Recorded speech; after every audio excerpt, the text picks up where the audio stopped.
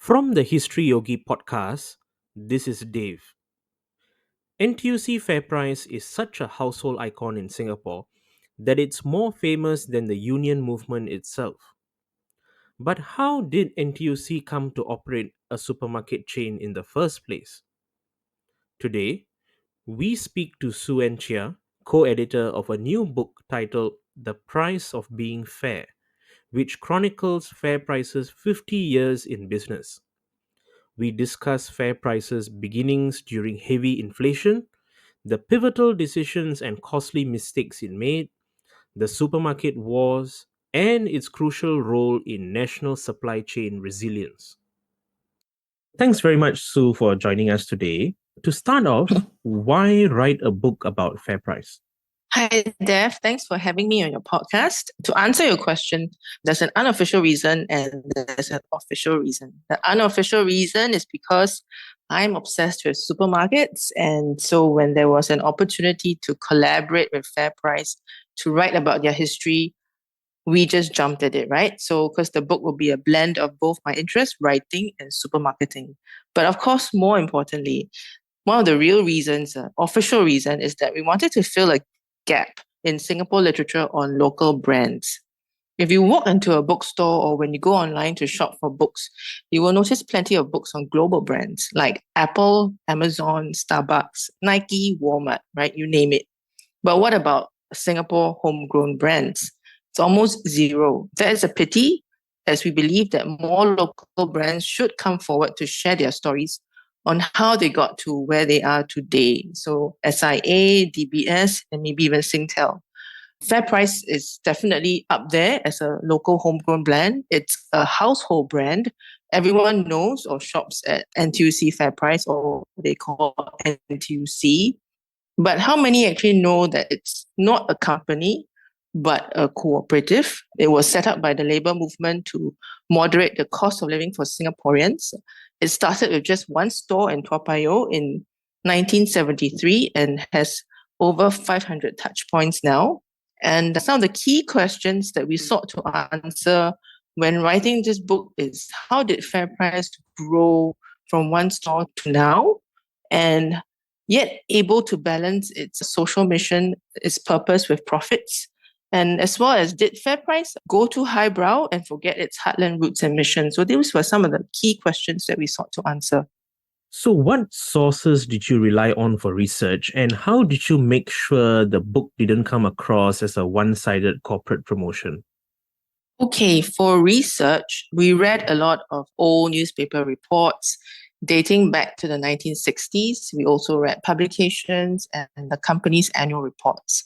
And of course, we had almost 30 interviews with past and present leaders.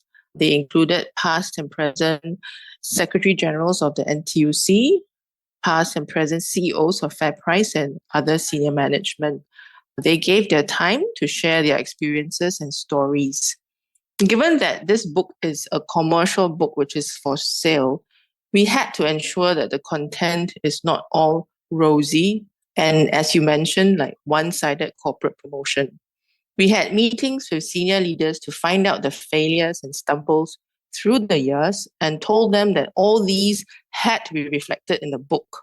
The story should not just be about successes or even crisis and how they were overcome, but it had to be about failures. What about the botched concepts or ideas that never took off, or even the criticisms that they face? Fortunately, the senior management were very open and they understood the need to be candid and even courageous in their sharing.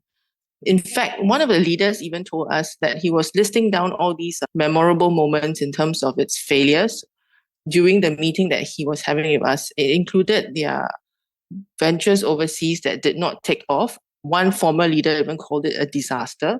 And to their credit, they did not flinch when we asked tough questions, and they really shared what happened behind the scenes. They also did not censor the content as we were writing it. So that helped a lot. So, the very first NTUC FairPrice outlet, which is still operating today, opened in 1973. Could you share with us, how did the FairPrice story start? The FairPrice story started earlier than 1973. It started in 1969. That was the year the labor movement, the NTUC, held its landmark modernization seminar to figure the way forward for the unions who were losing membership and relevance because of a new employment legislation in 1968 that restricted their bargaining power. So they were feeling a bit demoralized as to what they should do to go forward. And one idea that was proposed during the modernization seminar by then Finance Minister Goh Keng Swee was to start union cooperatives that served a practical need beyond just socialist ideals of redistributing income. So NTUC launched an insurance cooperative called NTUC Income and a transport cooperative called NTUC Comfort. But it kind of took a few more years before the consumer cooperative started. It was prompted largely by the profiteering that was pretty rampant at that time. Someone recalled how the price of candles wavered through the day. So by day it was cheaper and by evening it was more expensive, as merchants anticipated a huge demand if there was a blackout, which was more frequent during that time. So this happened to the price of rice and other staples as well. To stop such profiteering practices, NTUC launched a supermarket cooperative that would aim to moderate the cost of living by offering goods at a reasonable cost. The first store opened in July 1973 in a corner of Toa Payoh, which was the largest new town at that time, which is still operating today, and it was called NTUC Welcome. Soon after, the 1973 oil crisis hit in October, and inflation spiraled beyond 20%. Thankfully, NTUC Welcome was there to cushion the impact on inflation. It would go on to play a critical role to prevent profiteering and fight inflation, leading to many more outlets sprouting up. A decade later, in 1983, Welcome merged with another union supermarket cooperative to form NTUC FairPrice. One of the things that surprised me when reading the book was how until the 1990s, FairPrice actually faced difficulties in getting retail space in shopping centers. Could you explain why was this? We were very surprised too when they shared with us that the retail malls and shopping centers were actually rejecting them in the 1990s. Former FairPrice chairman Chandra Das first told us about it. He shared a rather low point when he had to meet the owners of Paragon in the late 1990s about getting a spot for FairPrice, and he was turned down flat. He was told that the FairPrice brand will bring the value of the property down. Then FairPrice CEO Tan Kian Chu also faced similar rejections in the 1990s. He said, "Nobody wanted us." And this quote became the title of that chapter where we looked at how FairPrice went from outcast to the darling of mall operators. The reason why FairPrice was rejected was simple. At the time, the supermarket chain was seen as more heartland, serving the working class crowd at HDB void decks and towns. They had no business being in glitzy shopping malls, which preferred the more high-end supermarkets such as Cold Storage at that time. Now, FairPrice has had its fair share of failures as well, and one of the examples you cite in the book is Liberty Market. Could you share how this concept failed in the end? I'm not sure how many people remember Liberty Market, which was the American-themed supermarket that FairPrice launched. It started in 1998 and bowed out by 2003. It was a short 5 years of operation, and there were two stores, one in Plaza Singapura and the other in Jurong Point. Liberty Market was FairPrice's attempt at market segmentation as a way to diversify its retail formats. It was a clear break from the one type of FairPrice store that we were most familiar with, the no-frills, low-cost supermarket promising affordable products. But with Liberty Market, the supermarket chain was tapping on a more sophisticated consumer, the one who has traveled overseas and perhaps wants different products. Then FairPrice Chairman Chandradas shared there is a sizable market in Singapore familiar with the American supermarket style, comprising not only the 17,000 or so American expat families, but also Singaporeans who may have worked with American companies or studied or traveled in the US. We thought that this was a niche market we could fill. Its potential, Liberty's market's potential was deemed so great that even the US had officially pledged support, with its Department of Agriculture and the embassy helping with procurement. There was even a replica of the world famous Statue of Liberty overlooking shoppers in the store. But there were criticisms of this new retail format. Some people were unhappy that FairPrice was moving to the heart of Orchard Road, as well as moving upmarket. And the other problem was that after a while, the American appeal kind of wore off. There was also insufficient economies of scale to be purchasing American products for only 2 stores. Soon, Liberty became a FairPrice store with American products. It did not make business sense to continue, and the American adventure ended. But it paved the way for more new retail formats to come for FairPrice, such as its Hypermart, NTUC Extra, and NTUC Finest, which is the more upmarket FairPrice.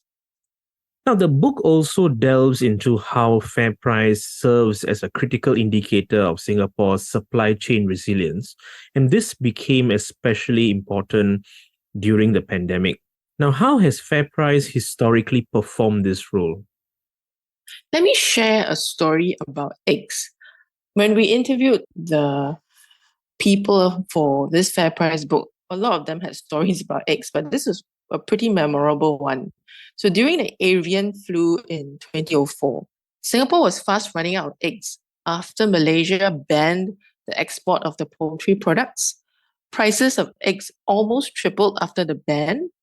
Mr. Lim Swee-Say, who was in charge of food security then as Second Minister for National Development, had to find a solution. He approached local retailers to import from Australia, but they turned him down. They felt that the costs were too high, as well as the risk was too great. It was a deadlock, he shared. So he went to see then FairPrice Chairman Chandradas. It was a Saturday. Mr. Lim told Mr. Das about the situation and appealed for help.